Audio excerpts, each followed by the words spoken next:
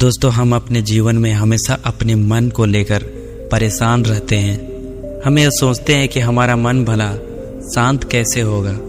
हमारे मन में तो तरह तरह के विचार चल रहे होते हैं। हम कुछ और करना चाहते हैं, लेकिन हमारा मन हमसे कुछ और ही करवा लेता है। इससे पहले कि आप अपने मन को शांत करने का प्रयास करें, यह जानना जरूरी है कि मन का व्यवहार शांत होने वाला है कि नहीं। अगर मन शांत होने वाला हो सकता है तो इस दुनिया में सभी के मन शांत हो गए होते और हर कोई अपना जीवन सुखी सुखी बिता रहा होता। फिर ना कोई हंगामा होता और ना ही किसी तरह का कोई तकलीफ। सभी का जीवन खुशी खुशी बीत रहा होता।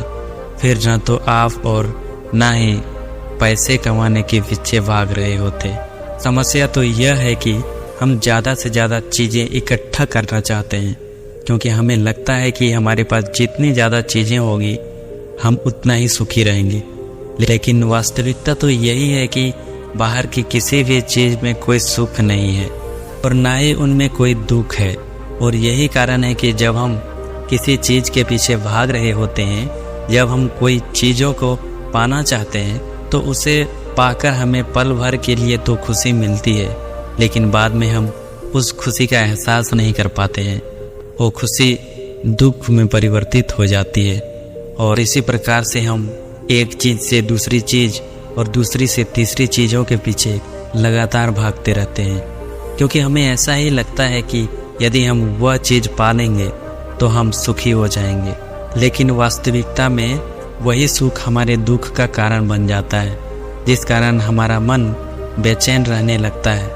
हम उस चीज़ को पाने के लिए तरह तरह के उपाय करते हैं, लेकिन उसमें हमें फ़ायदा नहीं होता, जिस कारण हमारा मन और भी बेचैन होने लगता है और यह बेचैनी धीरे धीरे चिंता का रूप ले लेती है और हमारा मन पूरी तरह से अशांत हो जाता है। हमें कुछ भी अच्छा नहीं लगता है। हमें लगता है कि जो कुछ हमने मांगा था उसका उल्टा हो रहा है, सब कुछ हमारे विपरीत जा रहा है। और फिर हम अपने मन को शांत करने के लिए ध्यान करना शुरू करते हैं, क्योंकि एक ध्यान ही वह मार्ग है जो हमें ज्ञान की ओर ले जाता है। वह हमें बताता है कि बाहर की किसी भी चीज़ में कोई सुख नहीं है। भगवान गौतम बुद्ध कहते हैं, सुख और दुख तो हमारे मन का भ्रम है। यह हमारे मन की एक उपज है, जिसे लालच में हमारा मन हमें यहाँ वहाँ भटकता रहता है। जैसे कि महीनों से भूखे एक भिखारी को अगर एक सूखी रोटी मिल जाए तो वह उसके लिए सुख है, वह उसके लिए अमृत है।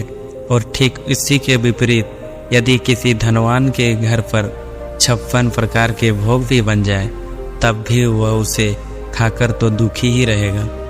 यह तो उनके मन की स्थिति पर निर्भर करता है।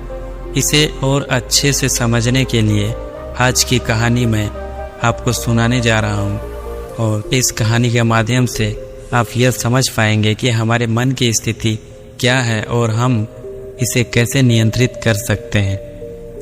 तो उससे पहले पहला ज्ञान के सभी दर्शकों को नमस्कार। और आज इस वीडियो से आप बहुत कुछ सीखने को मिलेगा, तो वीडियो को लाइक और चैनल को सब्सक्राइब करके रख लीजिए। तो आइए आगे बढ़ते हैं। एक समय की बात है, एक गांव में एक युवक रहता था जिसका मन बहुत ही अशांत रहता था। वह हमेशा तनाव में रहता था। वह अपने मन को शांत करना चाहता था, लेकिन उसे कोई भी उपाय नज़र नहीं आ रहे थे।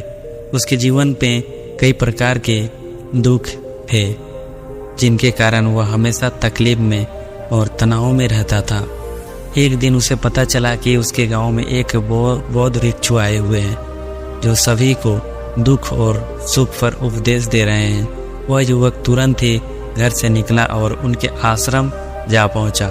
वहां पहुंचने के बाद उस युवक ने देखा कि वह बौद्ध भिक्षु सभी गांव वालों को उपदेश दे रहे थे। बौद्ध भिक्षु कह रहे थे कि सभी के जीवन में कोई ना कोई सुख और दुख तो आता ही रहता है, जिसके कारण हमारा मन बहुत अशांत रहता है। और एक अशांत मन इस दुनिया का कोई भी सुख नहीं ले सकता, फिर चाहे पूरी दुनिया का धन दौलत ही क्यों ना मिल जाए। वह उसे पाकर भी दुखी ही रहेगा। परंतु जिस व्यक्ति का मन शांत है, उसके पास चाहे कुछ भी हो या ना हो, वह छोटे पल का आनंद ले सकता है। वह हर पल को खुशी खुशी जी सकता है। इस दुनिया का और इस जीवन का परम सुख भी है। इतना कहकर बौद्ध भिक्षु ने अपना प्रवचन समाप्त कर दिया और वापस आश्रम की ओर लौट गए और युवक भी उनके पीछे पीछे आश्रम पहुंच गया। और इस युवक ने उन बौद्ध भिक्षु से कहा, हे गुरुवर, अभी कुछ देर पहले आप उपदेश दे रहे थे कि एक शांत मन हर पल आनंद ले पाता है और हर पल सुखी सुखी जी पाता है। लेकिन इस दुनिया में सभी के पास मन है और सभी के मन अशांत हैं। तो ऐसे में भला अपने जीवन को कोई सुखी सुखी कैसे जी सकता है? इस दुनिया में शांत मन किसी के पास नहीं। मेरे पास में भी एक मन है और वह भी शांत नहीं है। गुरुवर, क्या आप बता सकते हैं कि मैं अपने इस मन को कैसे शांत करूं? तभी बौद्ध भिक्षु ने उस युवक को ध्यान के बारे में समझाया, ध्यान के फायदे बताए और उसे कहा, बेटा, ध्यान करने से हमारा मन शांत हो जाता है और हम विचारों के दलदल से बाहर आने लगते हैं और इस कारण हमारे जीवन में सुख उत्पन्न होने लगता है। यदि तुम भी अपने जीवन में सुखी होना चाहते हो तो अपने मन की इन विचारों के दलदल से बाहर निकालना चाहते हो तो तुम्हें ध्यान करना चाहिए। तुम्हें ध्यान का अभ्यास करना चाहिए। उस युवक ने उन बौद्ध भिक्षु की बात मान ली। उस युवक ने उन बौद्ध भिक्षु को प्रणाम किया और वापस घर चला गया। घर पहुंचने के बाद उसने ध्यान करना शुरू किया। वह रात भर ध्यान करता रहा, लेकिन उससे कोई भी लाभ नहीं हुआ। इस कारण वह अगली सुबह फिर से उन बौद्ध भिक्षु के पास पहुंचा और उन बौद्ध भिक्षु से कहता है, गुरुवर, आपके कहे अनुसार मैंने रात भर ध्यान किया, लेकिन उससे मुझे कोई लाभ नहीं हुआ। मेरा मन तो अभी भी अशांत है। आप तो कह रहे थे कि ध्यान करने से हमारा मन शांत हो जाता है। तभी वह बौद्ध भिक्षु ने उस युवा से कहते हैं, ध्यान कोई एक बार करने की चीज नहीं है, यह तो अभ्यास है और धीरे धीरे समय के साथ मन शांत होता जाएगा। इस पर वह युवक कहता है, हे गुरुवर, मेरे पास इतना समय नहीं है कि मुझे कोई ऐसा मार्ग बताइए जिसे जल्दी जल्दी मेरा मन शांत हो जाए और मैं खुशी खुशी अपना जीवन जीने लग जाऊं। ऐसे तो मेरा बहुत समय बर्बाद हो जाएगा। मुझे कुछ ऐसा उपाय बताइए गुरुदेव, जिससे मेरा मन आज के आज और अभी के अभी शांत हो जाए, जिसे मैं सुखी की अनुभूति कर पाऊं, मुझे सुकून मिले। उस युवक की यह बात सुनकर बौद्ध भिक्षु मुस्कुराने लगे। उसने उस युवक से कहा, बेटा, हमारे पास तुम्हारे लिए कुछ ऐसा है जिससे तुम्हारा मन अभी के अभी शांत हो जाएगा। इतना कहकर वह बौद्ध भिक्षु अपने आश्रम में गए और अंदर से एक मट लेकर आ गए और उस युवक को थमा दिए और थमाते हुए कहते हैं, जाओ और पास की बह रही उस नदी के मटके में पानी भरकर लाओ। बौद्ध भिक्षु के इतना कहने के बाद उस युवक ने वह मटका हाथ में ले लिया और नदी की तरफ जाने लगा। उसके बाद मन ही मन सोच रहा था कि लगता है यह गुरु पागल है, उन्हें कुछ भी पता नहीं है। भला यह मटका मेरे जीवन में शांति कैसे ला सकता है या मेरे मन को शांत कैसे कर सकता है। लेकिन उसके पास और कोई रास्ता भी नहीं था, जिसके कारण उसने मटका लिया और पास वाली नदी के पास पहुंच गया। उसने उस नदी में से उसमें पानी भरना शुरू किया, लेकिन जैसे ही उस व्यक्ति ने मटका को नदी से बाहर निकाला तो उस युवक ने देखा कि चारों ओर छोटे छोटे छेद हैं, जिससे पानी तेजी से मटके से बाहर निकल रहा था। उसने लगातार कई बार प्रयास किए, लेकिन काफ़ी बार कोशिश करने के बाद भी वह उस मटके से पूरा पानी नहीं भर पाए और थक हार कर बौद्ध भिक्षु के पास वापस लौटा और क्रोधित होकर कहता है, गुरुवर आपने यह कैसा मटका दिया है? चारों तरफ तो छेद है, भला मैं इसमें पानी कैसे भर सकता हूँ? जब भी मैं पानी भरता हूँ इस मटके के छेद से पानी बाहर निकल जाता है, इसको मैं पूरा नहीं भर सकता। तभी वह बौद्ध भिक्षु उस युवक को शांत कराते हुए कहते हैं, बेटा शांत हो जाओ, तुम्हारे प्रश्न का जवाब ही तो दे रहा हूँ। यदि तुम क्रोधित अवस्था में इस जवाब को सुनोगे तो इसे समझाना तुम्हारे लिए मुश्किल हो जाएगा। इसलिए शांत हो जाओ और मेरी बात समझने का प्रयास करो। यह जो मटका मैंने तुम्हें दिया है इसे अपना समझो, और मन केवल दो ही है, और मन केवल दो ही प्रकार से शांत हो सकता है। पहला कि तुम अपने लबालब पूरा भर दो और इसमें कुछ भी और आने की जगह ना बचे। क्या तुम इस मटके को इस प्रकार भर सकते हो? इस पर वह युवक कहता है, हे गुरुवर, मैं इस मटके को लबालब नहीं भर सकता, क्योंकि जब भी मैं इसमें पानी भरता हूँ सारा पानी तो छेद से बाहर निकल जाता है। तभी वह बौद्ध भिक्षु उस युवक से कहते हैं कि ठीक इसी तरह हम भी अपने मन को कभी नहीं भर सकते।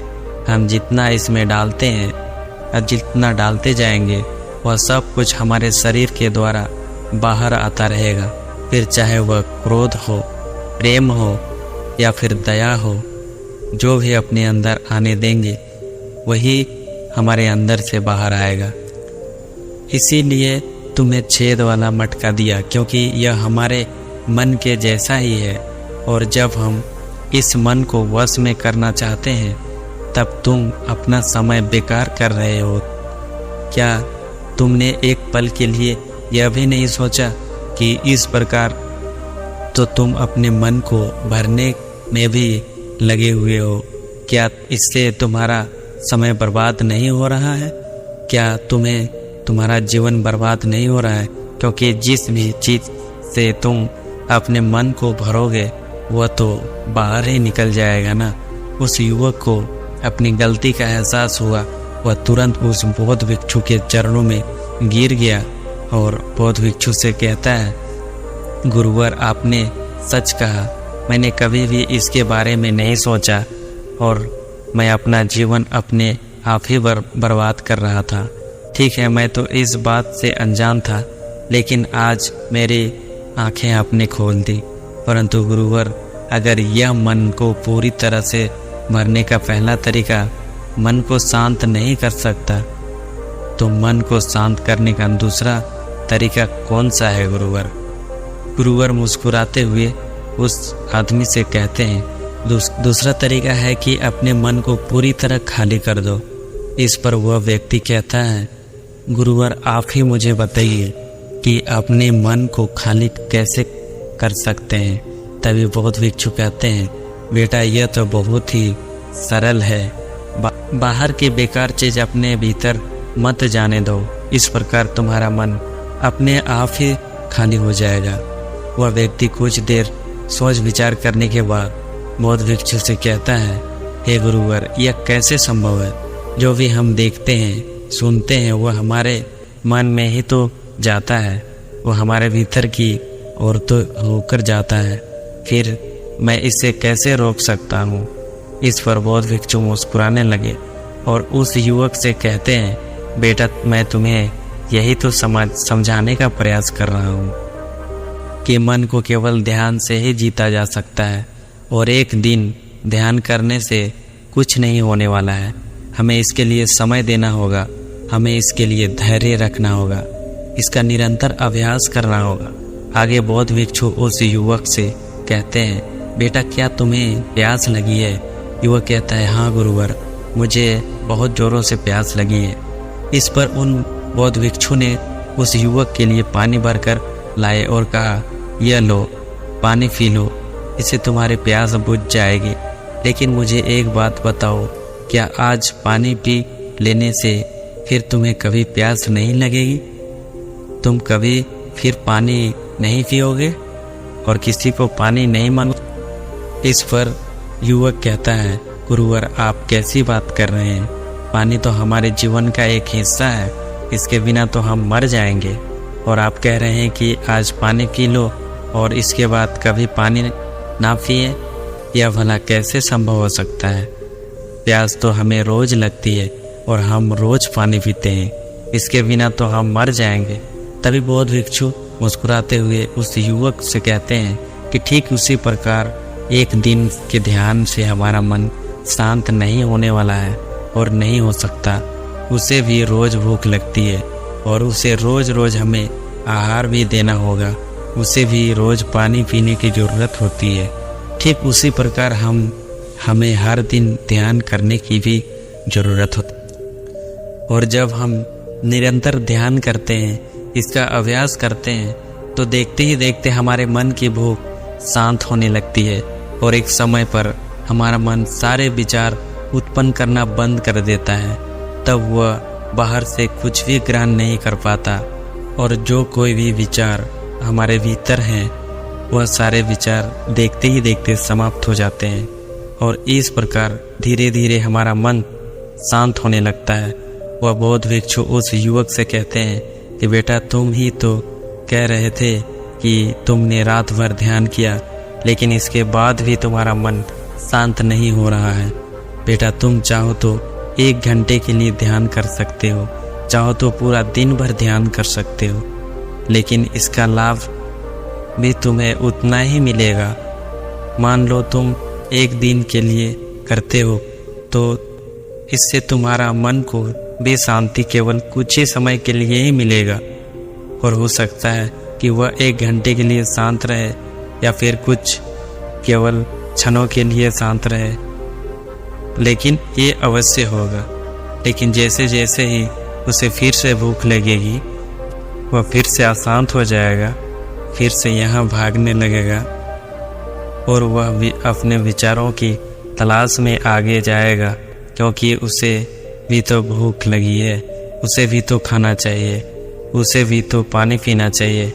जैसे कि जब तुम्हें भूख लगती है तुम शांत हो जाते हो, क्योंकि तुम्हें भोजन चाहिए, पानी चाहिए, ताकि तुम अपने पेट की भूख मिटा सके, तुम्हें शांति मिले। इस पर वह युवक कहता है, आप सत्य कहते हैं, मैं ही गलत था, मेरी ही गलती थी।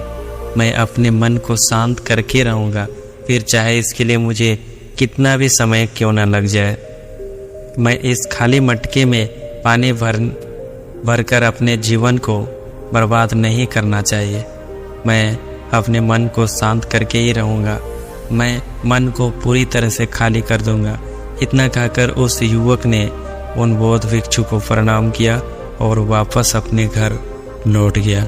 दोस्तों, हम लोगों के जीवन में भी कई प्रकार की समस्याएं और हम उन समस्याओं का समाधान करना चाहते हैं, और अंत में जो मार्ग मिलता है वह है ध्यान तो करना चाहते हैं, लेकिन हम उसके परिणाम तुरंत पाना चाहते हैं। जब हम शुरू में ध्यान करते हैं तो हमें उसका कुछ भी लाभ नहीं मिलता और हमें लगता है कि यह व्यर्थ है, इससे कोई भी फायदा नहीं होने वाला है, क्योंकि हमें तो सब कुछ जल्दी जल्दी चाहिए ना।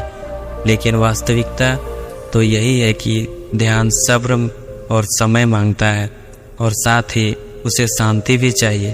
परंतु हम इतने अशांत हैं कि हमारे भीतर यह तीनों चीज़ों नहीं है। इसलिए अपने भीतर धैर्य पैदा करें।